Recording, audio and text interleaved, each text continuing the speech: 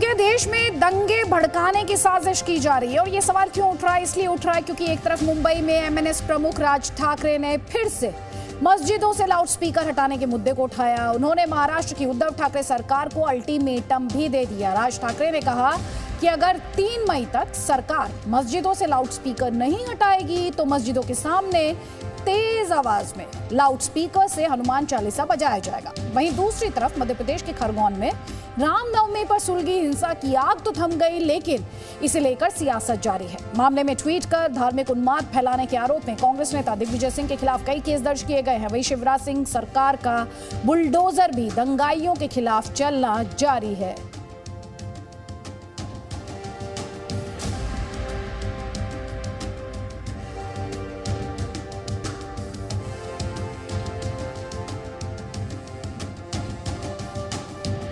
लेकिन सबसे पहले बात मस्जिदों पर लगे लाउडस्पीकर पर राज ठाकरे की चेतावनी की करते हैं। हम आपको दरअसल ये बताते हैं कि राज ठाकरे ने लाउडस्पीकर को लेकर क्या ऐलान किया है। एक कार्यक्रम को वो संबोधित कर रहे थे और तब उन्होंने ये कहा कि घर में नमाज पढ़िए, अजान देना है तो वो भी घर में करिए, प्रार्थना आपकी है तो फिर हम क्यों सुने, शहर के रास्ते और फुटपाथ को क्यों रोकते हो, ये सवाल भी उन्होंने पूछा।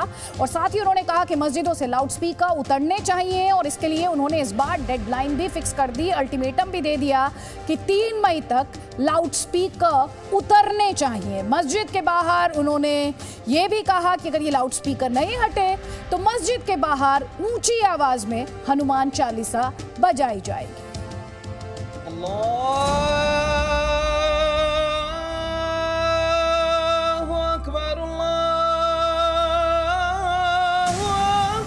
आम्ही हनुमान चालीसा लावणार म्हणजे लावणार।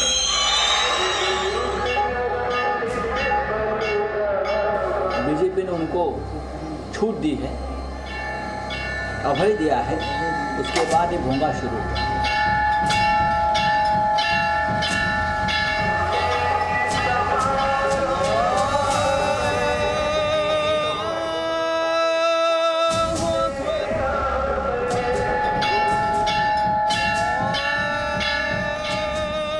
महाराष्ट्र में एक बार फिर लाउडस्पीकर पर सियासी दंगल शुरू हो गया है।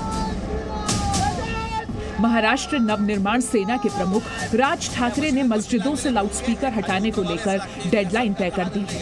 उन्होंने राज्य सरकार को अल्टीमेटम देते हुए कहा है कि अगर 3 महीने तक मस्जिदों से लाउडस्पीकर नहीं हटाए गए तो एमएनएस मस्जिदों के सामने लाउडस्पीकर लगाकर हनुमान चालीसा का पाठ करेगी। समोर स्पीकर लावायचे आणि हनुमान चालीसा लावायचा। या मशिदींवरच्या भोंग्यांचा अख्ख्या देशाला त्रास होतोय। ह्याच्यामध्ये धार्मिक विषय कुठे आहे? तुम्हाला जो काही नमाज पडायचा आहे, तुम्हाला जी काय अजान द्यायची घरामध्ये द्या। शहरांचे रस्ते कशाला अडवताय? शहरांचे फुटपाथ कशाला अडवताय? प्रार्थना तुमची आहे, आम्हाला काय ऐकवताय? भोंगे हे खाली उतरवावेच लागतील। राज ठाकरे की चेतावनी पर शिवसेना ने पलटवार किया है। शिवसेना नेता और राज्यसभा सांसद संजय राउत ने कहा है कि हिंदुत्व शिवसेना के खून में है और हमें कोई हिंदुत्व ना सिखाए। उन्होंने आरोप लगाया कि राज ठाकरे आजकल बीजेपी की भाषा बोल रहे हैं। बीजेपी ने उनको छूट दी है, अभय दिया है, उसके बाद ये भोंगा शुरू हुआ। 1.5 साल तक इस पार्टी का भोंगा बंद था। राज ठाकरे पर विरोधी नेताओं ने राज्य का माहौल बिगाड़ने का भी आरोप लगाया है। हालांकि एमएनएस प्रमुख का कहना है कि ऐसी मांग कर वो माहौल नहीं बिगाड़ रहे। उनका कहना है कि लाउडस्पीकर का मामला धार्मिक नहीं सामाजिक है और इससे देश को तकलीफ हो रही है। आम्ही वातावरण नाही बिघडवत आहोत। हा धार्मिक विषय मुळात नाहीच आहे, हा सामाजिक विषय आहे। वयस्कर लोकांना, विद्यार्थ्यांना, महिलांना, सर्वांना या गोष्टींचा सकाळी त्रास होतो। 5-5 वेळा तुम्ही दिवसभराबंद तिकडे नमाज पढ़ता, बांग देता। शिवसेना राज ठाकरे की चेतावनी को भाव देने के मूड में नहीं है। वहीं कांग्रेस ने कहा है कि मस्जिदों से लाउडस्पीकर हटाना गलत होगा और सरकार के लिए ये शर्म की बात होगी। लेकिन राज्य सरकार में शामिल एनसीपी के प्रमुख शरद पवार ने राज ठाकरे की धमकी को गंभीरता से लेने की बात कही है। उन्होंने कहा कि राज्य सरकार को इस पर गंभीरता से विचार करना चाहिए। वहीं शिवसेना के आरोपों पर बीजेपी ने पलटवार किया है। हमको इधर उधर से किराए पे कलाकार लाने की जरूरत नहीं और हमारी स्क्रिप्ट क्या बाजार में लेके खड़े नहीं रहते हम लोग। तू भी ले, तू भी ले, तू भी ले। जिसको हमारी स्क्रिप्ट पसंद है वो हमारे हिसाब से पीछे पीछे आते। पहले वो ठाकरे आते थे, अभी ये ठाकरे आते, उतना ही फर्क है। बीजेपी ने राज ठाकरे की मांग का समर्थन भी किया है। बीजेपी का कहना है कि कई मुस्लिम देशों में लाउडस्पीकर को लेकर खास नियम है, तो हमारे देश में ऐसा क्यों नहीं होना चाहिए। बहुत सारे देशों में, मुस्लिम देशों के अंदर लाउडस्पीकर अलाउड नहीं है। और मुझे ध्यान में एक ने कहा, बड़ी सीधी सी बात की कि जब इस्लाम का प्रारंभ हुआ तब कौन सा लाउडस्पीकर थे। तो ये एक प्रकार की जिद रहती है।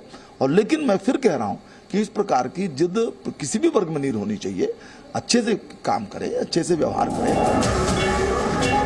शिवसेना और कांग्रेस को राज ठाकरे की मांग में भले ही राजनीति दिख रही हो, लेकिन इस्लाम के जानकार भी मानते हैं कि इस मामले में सियासी शोर के बजाय कानून का पालन होना चाहिए। हमें सबका ख्याल करना चाहिए। एक जो साउंड का जो नियम है और उस नियम का पालन करना चाहिए। इस पर अब ज्यादा जो राजनीति हो रही है, राजनीति ना करके उसको ईमानदारी से सबको पालन करना चाहिए। तुमच्या मशिदीच्या बाहेर राज ठाकरे की अजान पॉलिटिक्स को बीएमसी चुनाव से जोड़ा जा रहा है। बीएमसी में जल्द चुनाव होने हैं। राज ठाकरे की एमएनएस के पास सिर्फ एक सीट है और उसकी नजर 90 से ज्यादा सीटों वाली शिवसेना के वोट बैंक पर है। जाहिर है सिर्फ मराठा हृदय सम्राट बनने से काम नहीं बनेगा, इसके लिए हिंदू हृदय सम्राट बनना होगा। शायद इसलिए राज ठाकरे ने मस्जिदों के सामने हनुमान चालीसा के पाठ का ऐलान किया है। हनुमान चालीसा लावणार म्हणजे लावणार। मुंबई से वैदेही काड़ेकर के साथ ब्यूरो रिपोर्ट, जी मीडिया।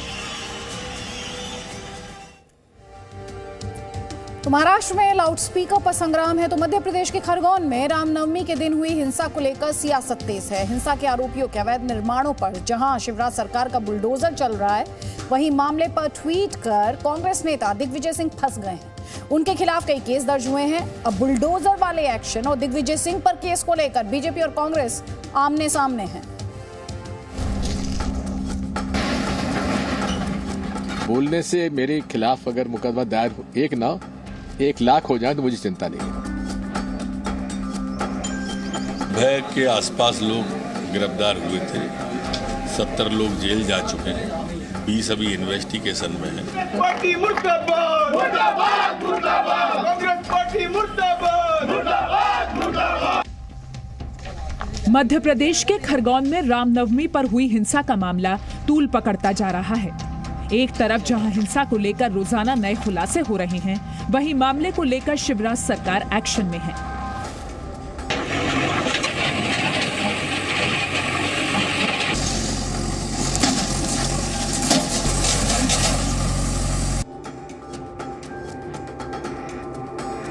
हिंसा को लेकर किए ट्वीट पर कांग्रेस नेता दिग्विजय सिंह की मुश्किलें बढ़ती जा रही हैं। भोपाल, ग्वालियर, नर्मदापुरम और जबलपुर के बाद सतना में भी दिग्विजय सिंह के खिलाफ एफआईआर दर्ज की गई है। राज्य के पूर्व सीएम पर गलत फोटो के जरिए अराजकता और धार्मिक उन्माद फैलाने के आरोप लगाए गए हैं। हालांकि दिग्विजय सिंह को केस दर्ज होने की परवाह नहीं। उन्होंने कहा कि अगर उनके खिलाफ 1 लाख केस भी दर्ज हो जाएं तो भी फर्क नहीं पड़ेगा। दिग्विजय सिंह ने आरोप लगाया कि बीजेपी देश में माहौल को सांप्रदायिक बनाने का एजेंडा चला रही है। भाईचारा, प्रेम, सद्भाव और सांप्रदायिक उन्माद के खिलाफ बोलने से मेरे खिलाफ अगर मुकदमा दायर हो, 1 लाख हो जाए तो मुझे चिंता नहीं है। आज से हमने निश्चित किया है कि हम ट्विटर को एक मुहिम चलाकर दिग्विजय सिंह के अकाउंट को ब्लॉक करने और सस्पेंड करने के लिए रिपोर्ट करने की एक मुहिम चलाएंगे। और मैं सभी से अपील करूंगा कि अपने अपने अकाउंट से ये रिपोर्ट करें। बीजेपी ने दिग्विजय सिंह का ट्विटर अकाउंट ब्लॉक करने की मांग की है। इस मामले में राज्य के मंत्री विश्वास सारंग ने ट्विटर को खत लिखा है। बीजेपी ने दिग्विजय सिंह पर साजिश के तहत ट्वीट करने का आरोप लगाया है और कहा है कि पूर्व सीएम का जेल जाना तय है। वहीं राज्य के गृह मंत्री नरोत्तम मिश्रा ने कहा कि आगे की कार्रवाई को लेकर जल्द फैसला लिया जाएगा। भय के आसपास लोग गिरफ्तार हुए थे, 70 लोग जेल जा चुके हैं, 20 अभी इन्वेस्टिगेशन में है। जहां तक कार्रवाई का सवाल है, लगातार कार्रवाई जारी है। वहां पर अभी वर्तमान में शांति है, पर्याप्त पुलिस बल उपलब्ध है। ये मात्र ट्वीट नहीं था। ट्वीट के माध्यम से इस मध्य प्रदेश का जो शांतिपूर्ण वातावरण है उसको वो बिगाड़ना चाहते थे, लेकिन दुर्भाग्य से जनता ने उसको पकड़ लिया। भारतीय जनता पार्टी के कार्यकर्ताओं ने उसको पकड़ा। अपने नेता के खिलाफ केस दर्ज होने पर कांग्रेस गुस्से में है। भोपाल में कांग्रेस के प्रतिनिधि मंडल ने डीजीपी से मुलाकात कर दिग्विजय सिंह पर एफआईआर और खरगोन में आरोपियों पर बुलडोजर की कार्रवाई का विरोध जताया। बीजेपी समझ रही है कि इस आदमी को रोक दो, जेल भेज दो तो बीजेपी की सत्ता का जो सियासन है वो नज़दीक आ जाएगा, लेकिन दिग्विजय सिंह जी डरने वाले लोगों में से नहीं है। हम सब साथियों ने एक ज्ञापन अभी डीजीपी साहब को दिया है और उनसे प्रार्थना की है कि मध्य प्रदेश को बचाएं। मध्य प्रदेश में जो हो रहा है, जो कानून की धज्जियां उड़ रही हैं, उसको व्यवस्थित करें। ये दोहरा मापदंड मध्य प्रदेश में जारी है। इस बीच खरगोन में हुई हिंसा को लेकर वहां के एसपी सिद्धार्थ चौधरी ने बड़ा खुलासा किया है। सिद्धार्थ चौधरी रामनवमी पर भड़की हिंसा का शिकार हुए थे। सिद्धार्थ ने जी मीडिया से बातचीत में उस दिन को लेकर चौंकाने वाले खुलासे किए। उन्होंने बताया कि कैसे उपद्रवियों ने हिंसा को अंजाम दिया। अचानक ही कुछ शरारती तत्वों द्वारा जुलूस पे पथराव कर दिया गया। मैं स्वयं उस समय वहाँ पे मौके पे उपस्थित था। ड्राइवर बहुत घबराया हुआ था और क्लीनर तो भागी गया था। आगजनी थी और घरों को देखते हुए लग रहा था कि कहीं यहाँ जनहानि न हो जाए। हिंसा के बाद खरगोन में आज तीसरे दिन भी कर्फ्यू लगा रहा।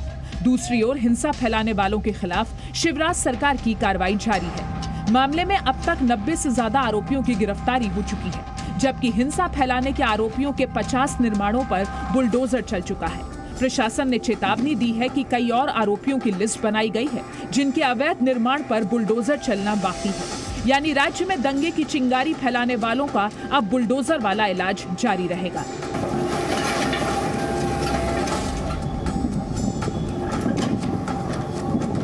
अगले 3-4 दिन तक हनुमान जयंती, अंबेडकर जयंती, बैसाखी और गुड फ्राइडे जैसे त्योहार आने वाले हैं। ऐसे में अगले 2-3 दिन तक जो त्योहार आने वाले हैं वो कर्फ्यू के साए में ही मनाए जाने की संभावना नजर आ रही है।